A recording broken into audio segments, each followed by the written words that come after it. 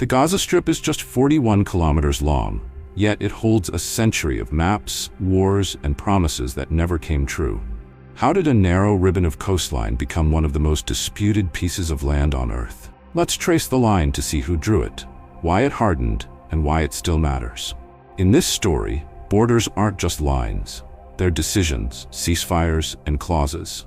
We'll move from the fall of empires to armistice tables to peace deals with deadlines that quietly expired. By the end, you'll know how Gaza became Gaza, and why the arguments over it rarely start from the same map. Before there was a strip. For centuries, Gaza sat on the southern edge of Palestine, a coastal city on a trade route between the Nile and the Levant. In the early 20th century, the Ottoman Empire's control waned, and Britain marched in during the First World War. After the war, Britain administered Palestine under a League of Nations mandate. No strip existed. Gaza was simply part of the broader territory called Mandatory Palestine. But one border near Gaza had already been penciled in. In 1906, an agreement fixed the administrative line between Ottoman-ruled Palestine and British-ruled Egypt, running from Rafah on the Mediterranean to Taba on the Red Sea. That line would later matter a lot, because it became the backbone of the modern Egypt-Israel boundary and the hinge point for Gaza's southern edge. Partition proposed, war decided. Fast forward to 1947. The United Nations proposed partition. 2 states, one Jewish and one Arab, with Jerusalem under a special international status. Jewish leaders accepted. Arab states and most Palestinian leaders rejected the plan, arguing it was unfair and unrepresentative. Britain withdrew. War followed. By mid-1949, the guns fell mostly silent. The war ended not with a single peace treaty, but with separate armistice agreements between Israel and its neighbors. Those agreements drew temporary lines, ceasefire lines, not final borders. Still, lines have a way of becoming real. Along the coast, the Egyptian army held Gaza and its surroundings. The area under Egyptian control became known as the Gaza Strip. The label stuck. Egyptian administration, refugee reality. From 1949 until 1967, except for a brief interruption during the Suez Crisis, Egypt administered the Strip under a military governor. Egypt didn't annex Gaza, the territory remained in a kind of limbo. Meanwhile, Gaza's population changed drastically. Refugees from the 1948 war poured in, families from towns and villages now inside Israel. The United Nations Relief and Works Agency, UNRWA, set up schools, clinics, and food distribution. Camps expanded into neighborhoods. In those years, Gaza became known not just for its crowded coastline, but for the displacement at its heart. A brief occupation and a blue helmet buffer. In 1956, the Suez Crisis erupted after Egypt nationalized the canal. Israel, Britain, and France moved. Israeli forces seized Sinai and Gaza. International pressure mounted. A new experiment in peacekeeping arrived. The United Nations Emergency Force deployed along the frontier to supervise withdrawal and separate forces. Within months, Israel pulled back from Gaza and Sinai. UNIF stayed until 1967. The Strip returned to Egyptian administration, with the refugee issue unresolved and tensions simmering. 1967, the war that reset the map. In June 1967, after escalating crises on multiple fronts, war broke out. In 6 days, Israel captured the Sinai Peninsula, the West Bank, East Jerusalem, the Golan Heights, and the Gaza Strip. From then on, Gaza came under Israeli military administration. That same year, the UN Security Council passed Resolution 242, the framework that would shape diplomacy for decades. Withdrawal from territories occupied in the recent conflict, the right of every state in the area to live in peace within secure and recognized boundaries, and a negotiated path forward. The resolution's careful wording, especially over which territories and how far withdrawal should go, became the subject of endless debate. A peace to the south, but not for Gaza. In 1979, Egypt and Israel signed a peace treaty. Israel withdrew from the Sinai in stages, and the two countries recognized their international boundary, the same Rafah to Taba line rooted in the 1906 agreement. That fixed the state-to-state border. But Gaza was different. The treaty was explicit. It settled the Egypt-Israel boundary without prejudice to the status of the Gaza Strip. In other words, Gaza's political future remained unresolved. The southern fence was now an international frontier. The Strip remained under Israeli occupation and Egyptian-Israeli security coordination along a narrow buffer later known as the Philadelphi Corridor. Oslo: interim hopes and delayed outcomes. In the early 1990s, Israelis and Palestinians tried a new approach: phased agreements instead of one big endgame deal. The Oslo process created the Palestinian Authority to assume limited self-rule in parts of the West Bank and Gaza. The 1994 Cairo, also called Gaza-Jericho, agreement laid out redeployments, policing, and civil responsibilities in and around Gaza and Jericho. On paper, this was a bridge to final status negotiations. In practice, it was a stop-start process under fire. Violence, settlement expansion, political assassinations, and mutual breakdowns of trust eroded momentum. Deadlines slipped. The interim became the default. 2005, disengagement and what changed and didn't. In 2005, Israel unilaterally removed its settlements and permanent military installations inside the Strip and withdrew its forces to the perimeter. For many, this signaled a new chapter. But the change had limits. Israel retained control over Gaza's airspace and territorial waters, and, except when specific arrangements were in force, control over most movement through crossings, the population registry, and imports and exports. Egypt maintained its side of the Rafah crossing, with international monitors present during specific periods. Disengagement shrank the footprint inside Gaza. It didn't resolve the wider regime of control around it. Rafah, Erez, Kerem Shalom, gates that define daily life. After 2005, two agreements tried to manage movement: the Agreement on Movement and Access and the Agreed Principles for the Rafah crossing. Rafah was designated the main passenger gateway to Egypt under Palestinian operation with EU monitoring. Erez handled limited movement of people to Israel. Kerem Shalom became the principal commercial crossing.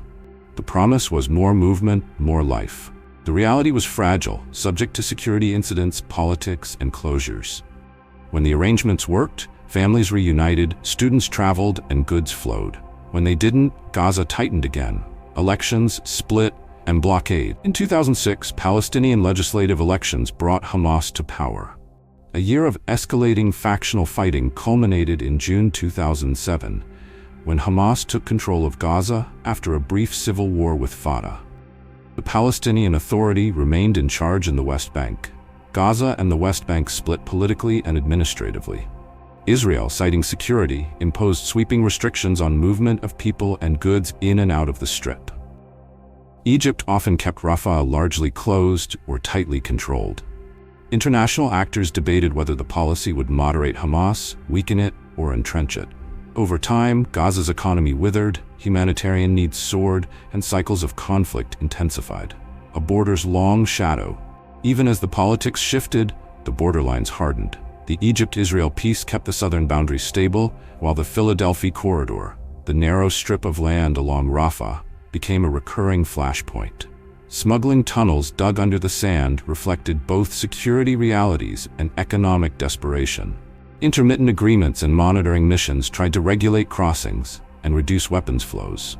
Each new round of fighting, however, pushed the crossings back into emergency mode. For ordinary people, the fine print of every closure order could determine whether a patient reached a hospital, whether a student caught a scholarship, or whether a factory reopened for a week. Broken promises on all sides of the table. The story of Gaza's borders is also a ledger of promises that weren't fully kept. The 1947 Partition Plan promised two states. The war that followed produced armistice lines, not borders, and left hundreds of thousands as refugees. Resolution 242 promised land for peace and secure recognized boundaries. Its ambiguity sustained negotiations, but also sustained disagreements. Oslo promised a 5-year interim leading to a final status. Interim authorities became semi-permanent, while final status never arrived. Disengagement promised a de-escalation and economic opening. After 2007, Gaza's isolation deepened instead, and conflict returned in cycles. For Israelis, promises about security, rockets stopped, tunnels destroyed, hostages returned, often feel unmet. For Palestinians, promises about freedom of movement, economic life, and a political horizon feel just as broken. Each side points to the other's violations as proof that the agreements were never real. Each side cites the original text to argue the promise is still owed. Meanwhile, the map doesn't move. Why the borders still matter? Borders shape daily life. In Gaza, they determine who and what can pass. They dictate whether imports arrive and whether exports can leave. They define the airspace where drones buzz, the sea where fishermen cast nets, and the checkpoints where a name on a list means yes or no. Borders also shape politics. Every negotiation over hostages, ceasefires, or reconstruction eventually runs into the same questions. Who controls which crossing? Who monitors? What's the mechanism when violence spikes? If the Strip is part of a future Palestinian state, what guarantees will replace the old arrangements? If it isn't, what legal status explains the controls that remain? What people often get wrong. First, the Gaza Strip wasn't created by the Oslo Accords. The geographic strip dates back to the 1949 armistice lines after the First Arab-Israeli War. Oslo changed governance, not the original shape. Second, Egypt never annexed Gaza after 1949. It administered the territory, but did not incorporate it as Egyptian land. The Strip's status remained unresolved.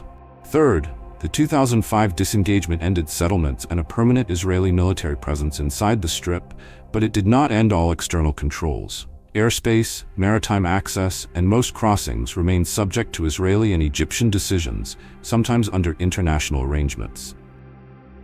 Zooming out, the border behind the border.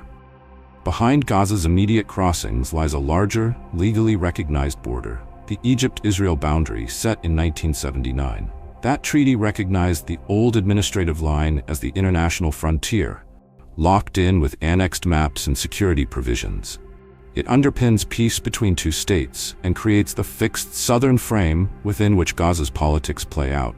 When tensions rise over Rafah or the Philadelphi Corridor, the treaty's map and clauses are never far from the room.